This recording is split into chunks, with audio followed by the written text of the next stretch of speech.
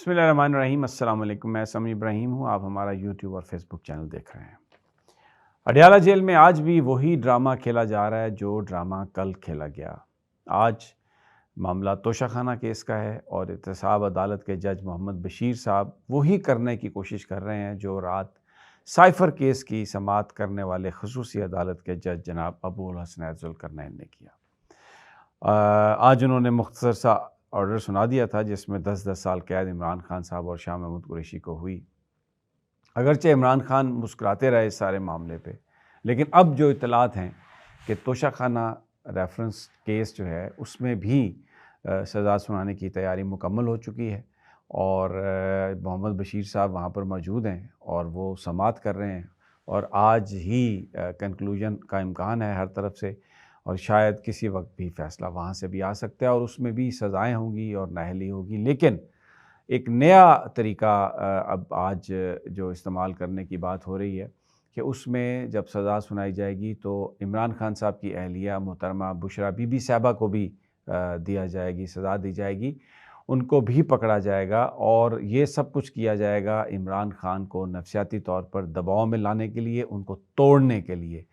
मैं आपको अपने पिछले वीलॉग्स में बता चुका हूँ कि उन्हें कल बहुत ज़्यादा दबाव का सामना करना पड़ा। उनको ये पैगामात बार बार दिए गए, लोग पूरे प्रोटोकॉल के साथ मौजूद थे, आला हुक्काम वहाँ अडयाला जेल में, और इमरान खान साहब से ये कहा जा रहा था कि आप मान जाएं, सियासत से किनारा कश हो जाएं और सरेंडर कर दें इस वक्त आप, तो अगले इंतखाबात में आपको मौका भी मिल सकता है और आपकी सज़ा भी आपको नहीं होगी, otherwise you will be facing death penalty. लेकिन खान साहब ने इनकार किया। मैं पूरी तफसील बता चुका हूँ आपको कि फिर जो फ़ैसला सुनाने वाले थे, जो जहन साजी कर रहे थे जज साहब की, उनके ख़्याल में शायद डेथ पेनल्टी मुनासिब नहीं था और उसका रिएक्शन इतना होता कि जो वो बर्दाश्त न कर पाते, संभाल ना सकते सूरत हाल को, तो उनको ये सज़ा सुना दी गई। लेकिन हुकूमत ने ये इंदिया दिया है कि वो अपील करेंगे हाई कोर्ट में और वहाँ से ये इस्तदा करेंगे कि इमरान खान साहब की सज़ा को बढ़ाया जाए।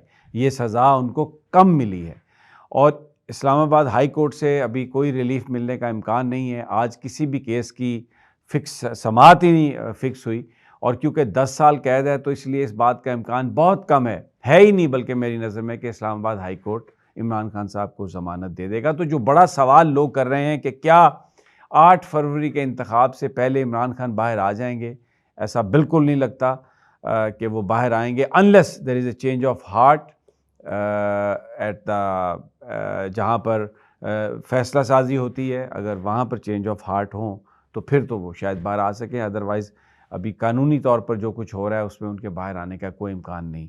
तो आज तोशाखाना का फ़ैसला कल की तरह और सज़ा सुनाई जाएगी और अगर बुशरा बीबी उनको भी सज़ा दी गई तो उनको जेल में ही उनको गिरफ़्तार कर लिया जाएगा, उनको नहीं छोड़ने का इरादा।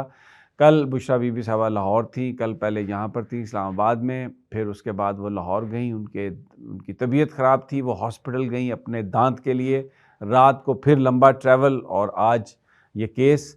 तो ये सब कुछ जो अब उनके साथ होगा, उनको जो गिरफ़्तार किया जाएगा वो इमरान खान पर नफसियाती दबाव डालने के लिए, उनको तोड़ने के लिए कि देखो हमने आपकी अहलिया जो है उसको भी हमने पकड़ लिया है। तो ये बड़े मुश्किल मोमेंट्स होते हैं। लोग जो फैमिलीज़ वाले हैं वो इस बात को अंदाज़ा कर सकते हैं, लेकिन इमरान खान को अंदाज़ा है इस बात का और दूसरी तरफ बुशरा बीबी को भी इस बात का उनको भी इस बात का अंदाज़ा है और बुशरा बीबी साहबा ने अपने करीबी साथियों से ये बात कही है कि वो बिल्कुल इमरान खान साहब के लिए इस वक्त वो कोई भी किसी किस्म का भी वो मसला भी क्रिएट नहीं करेंगी, दिलो जान से उनके साथ खड़ी हैं क्योंकि इमरान खान हक सच पर हैं और अगर बुशरा बीबी साहबा गिरफ़्तार भी होती हैं तो वो ज़हनी तौर पर तैयार हैं बिल्कुल हर तरह के कॉन्सिक्वेंसेस बर्दाश्त करने के लिए, लेकिन वो अपने शौहर का, इमरान खान का साथ छोड़ने का उनके करीबी साथी ये कहते हैं कि तसव्वुर भी नहीं वो कर सकती।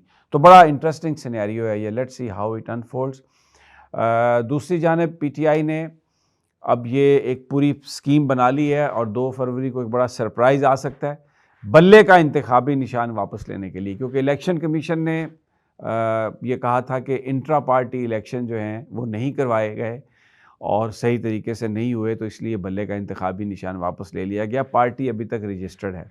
तो जो पीटीआई की जो क़यादत है, उन्होंने फ़ैसला किया है 2 फरवरी को इस हवाले से इलेक्शंस हो सकते हैं, इंट्रा पार्टी इलेक्शंस, और बिल्कुल उसी अंदाज़ में होंगे जैसे सुप्रीम कोर्ट ऑफ पाकिस्तान चाह रही थी, ताकि बल्ले का इंतखाबी निशान फ़ौरी तौर पर मिल जाए वापस, और फिर जो आज़ाद उम्मीदवार हैं जीतने वाले, उनको वो बल्ले के निशान के नीचे लाया जाए। तहरीक इंसाफ कि ऑलरेडी वो पहले भी हैं, लेकिन वो जो एक कानूनी सुकम है उसको दूर किया जा सके। हुकूमत को भी इस बात का पता है, वो भी इस मामले में क्या कर रहे हैं। उन्होंने एक 4 मेंबर कमेटी तश्कील दी हुई है काबीना की, जो 9 मई के वाक़यात को इन्वेस्टिगेट कर रही है और ये रिपोर्ट देगी कि इसके मास्टरमाइंड कौन है और उनके साथ कैसे डील करना चाहिए। तो जो इंतहाई करीबी ज़राए हैं निगरान हुकूमत के, वो ये बता रहे हैं कि वो जो चारों मेंबर जो काबीना के हैं, 4 मेंबर कमेटी, जिसमें वज़ीर इत्तलात और नशरियात हैं, वज़ीर कानून हैं, दाखिला हैं, वो यही फ़ैसला करेंगे और यही रिपोर्ट अपनी दे रहे हैं कि मास्टरमाइंड पीटीआई है 9 मई के वाक़यात की, और उनकी क़यादत के ख़िलाफ़ सख्त इक़दामात उठाने चाहिए और इस पार्टी को बैन कर देना चाहिए। इसको, ये पार्टी पॉलिटिक्स के काबिल नहीं है, और ये काबीना इसको मंजूर करके तो एक रेफरेंस बना के सुप्रीम कोर्ट ऑफ पाकिस्तान की तरफ भेजेगी। तो एक तरफ पीटीआई अपनी आइडेंटिटी को बहाल करा के अपना इंतखाबी निशान लेने की कोशिश कर रही है और सरप्राइज़ आ सकता है। दूसरी जानिब गवर्नमेंट भी, जो निगरान हुकूमत है, क्योंकि ये तो नून हुकूमत है, नून निगरान,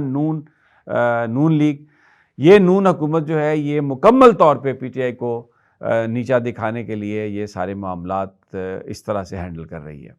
अब आज जो एक अजीब जो हेयरिंग थी सहाफ़ियों की, उसमें चीफ़ जस्टिस की तरफ से ये रिमार्क्स आए कि सहाफ़ियों ने तो माजी में कोड़े खाए हैं और अब जो हैं इस वक्त वो एक नोटिस एफआईए का नहीं वो सह सकते।